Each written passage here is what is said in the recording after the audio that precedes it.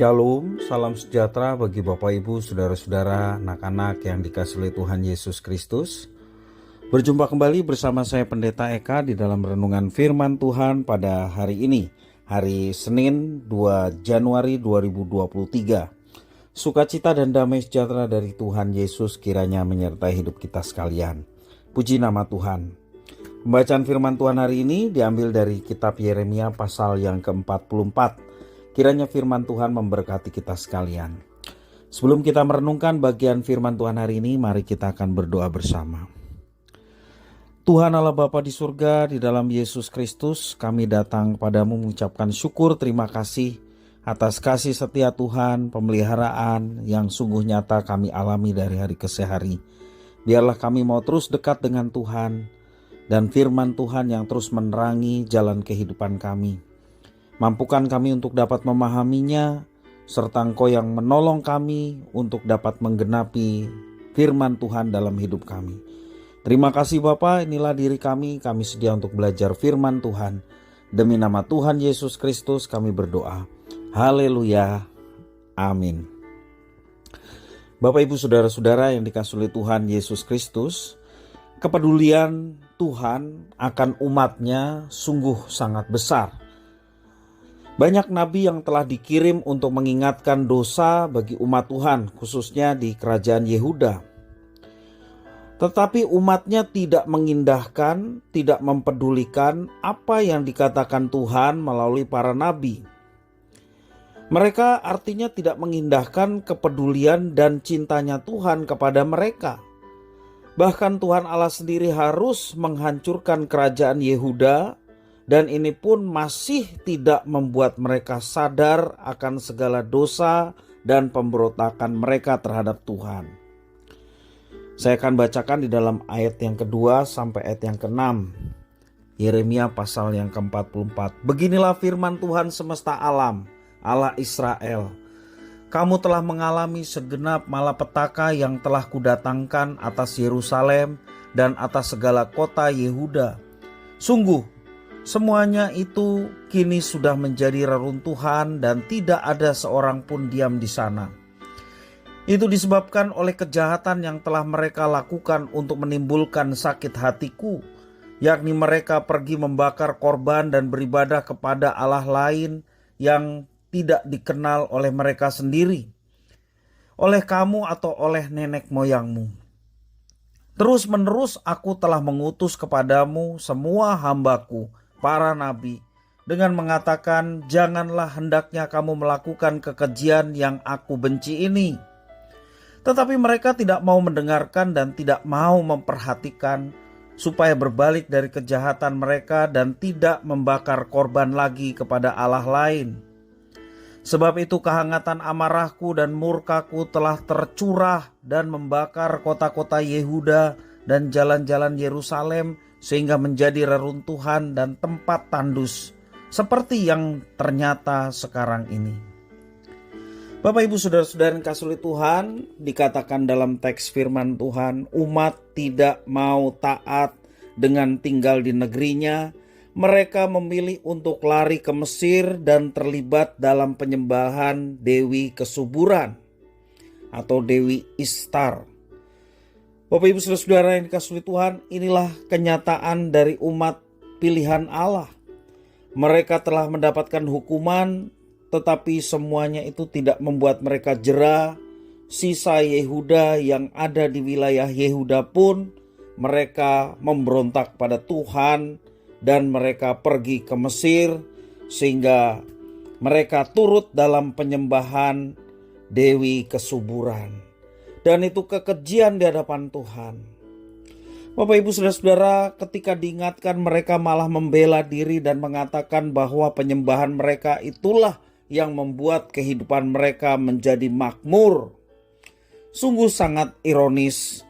Tuhan telah memilih mereka, Tuhan telah mengingatkan mereka karena sayangnya kepada mereka, tetapi mereka melawan Tuhan dan tidak mau diingatkan dan merasa bahwa kehidupan mereka sudah cukup nyaman dan makmur. Dikatakan di dalam ayat yang ke-15 sampai 17 demikian.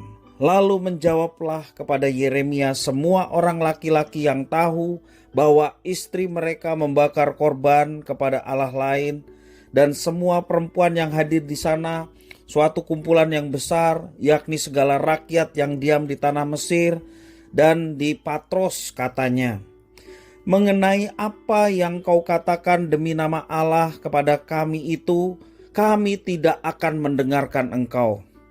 Tetapi kami akan terus melakukan segala apa yang kami ucapkan, yakni membakar korban kepada Ratu Sorga dan mempersembahkan korban curahan kepadanya seperti telah kami lakukan.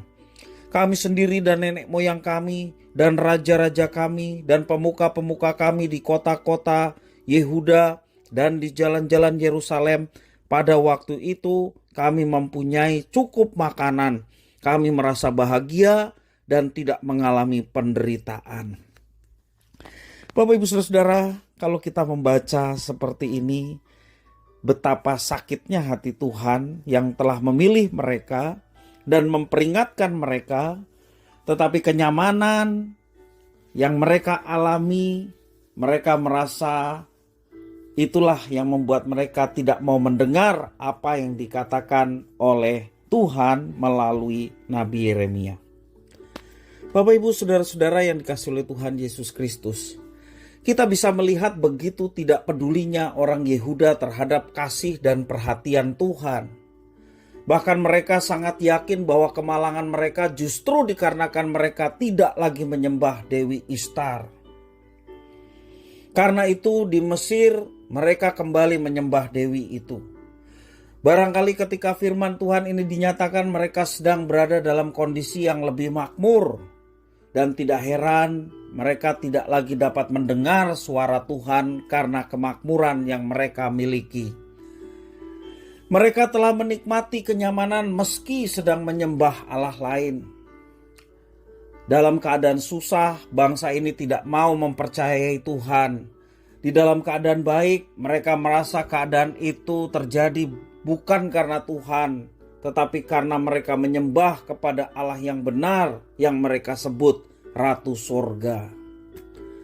Bapak, Ibu, Saudara-saudara, Tuhan tetap mau menyapa mereka. Itulah kasih setia Tuhan yang luar biasa. Tuhan mau menyapa mereka dan kembali lagi mengingatkan kejahatan mereka. Sampai pada akhirnya Tuhan menyatakan penghukuman yang dahsyat atas kebebalan mereka. Tetapi sekalipun penghukuman itu telah disuarakan oleh Yeremia, mereka tetap mengeraskan hati, bahkan membela berhala yang mereka puja sebagai sumber berkat dan kemakmuran bagi mereka. Dan pemujaan mereka akan kesesatan inilah yang pada akhirnya menghancurkan hidup mereka sendiri sebagai umat Allah. Bapak, Ibu, Saudara-saudara, janganlah kita menjadi seperti bangsa yang tidak menghargai kasih dan kesetiaan Tuhan yang telah memilih kita.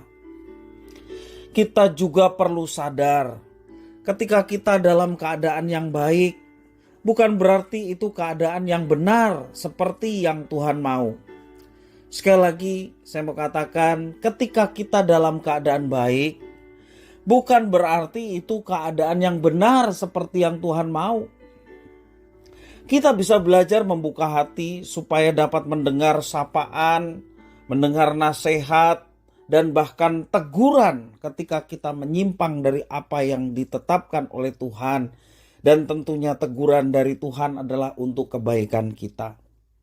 Bapak, Ibu, Saudara-saudara yang dikasihi Tuhan, segala sesuatu yang kita dapatkan, termasuk juga kemakmuran, termasuk juga kesuksesan dalam hidup, apapun itu, tak kala kita mendapatkannya bukan dari Tuhan, semuanya itu akan menjadi sia-sia. Dan Bapak, Ibu, Saudara-saudara, dalam situasi kondisi apapun kita mau belajar dari firman Tuhan hari ini, jangan kita menyalahkan Tuhan ketika kita sedang mengalami keterpurukan. Apalagi kita merasa bahwa kita sudah terus memohon, tetapi keterpurukan itu tidak juga selesai. Kita sudah berusaha, berdoa, kita merasa bahwa saya sudah menyampaikan segala sesuatunya kepada Tuhan, tetapi semuanya tidak berakhir. Sehingga banyak orang pada akhirnya menyalahkan Tuhan. Dan sementara ketika dia tidak lagi bersama dengan Tuhan, dan kehidupannya menurut kasat mata dan menurut banyak orang melihat bahwa dia sudah lebih baik dan lebih makmur. Bapak Ibu Saudara-saudara yang kasih Tuhan, jangan sampai kita memiliki nilai seperti itu. Keadaan yang baik sekali lagi bukan berarti bahwa kita sudah benar di hadapan Tuhan. Belum tentu. Justru seringkali iblis menggunakan kesempatan untuk menggocok kita dengan hal-hal yang kita inginkan, yang kita rindukan. Tetapi semuanya itu bukan dari Tuhan. Sehingga kita terikat di dalam jebakan iblis tersebut oleh karena kenyamanan dan kemakmuran yang kita dapatkan dari semua itu. Mari kita berhati-hati. Segala sesuatu yang Tuhan percayakan pada kita, mari kita nikmati itu dan kita kembalikan semuanya itu untuk kemuliaan Tuhan. Sekali lagi kita bisa belajar untuk membuka hati dan berusaha untuk belajar mendengar suara Tuhan yang bentuknya nasihat, bahkan bentuknya teguran. Kita mau menerima itu sebagai bentuk kasih sayang yang Tuhan berikan pada kita supaya kita tidak larut dalam kesesatan. Mari kita berbalik kepada Tuhan tak kala kita sudah menyimpang dan terus berjalan sesuai dengan rencana dan kehendak-Nya, dan percayalah Tuhan menyertai, Tuhan memberkati, Dia memimpin kehidupan kita untuk mendatangkan sesuatu yang baik. Kiranya firman Tuhan memberkati kita. Tuhan Bapa di surga, terima kasih atas firman Tuhan. Mampukan kami untuk mengenali kehendak Tuhan.